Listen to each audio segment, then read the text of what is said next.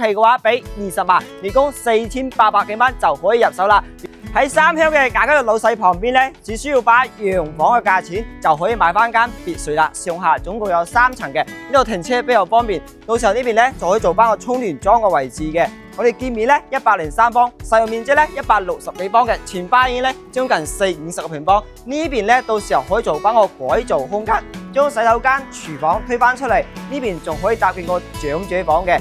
入嚟睇下一樓目前個格局先啦，一樓目前係餐客廳一體嘅，到時候呢棟牆咧都可以打通咗，將廚房位置、洗手間位置推出去，呢邊咧就係我哋餐廳位置啦。嚟睇呢個開間咧，依家係3米半嘅，到時候咧呢埲牆就可以打翻出去，呢邊咧就做背景牆嘅位置嚟嘅，呢邊咧到時候都可以打翻個落地玻璃窗出去喺外邊。飲下茶係非常之舒服嘅。上到2樓空間，2樓係做咗2間房，一個衛生間喺呢間客房，旁邊咧就我哋公共衛生間啦。呢一間咧空間咧比較大，採光面咧非常之好嘅，可以望翻花園嘅景觀嘅。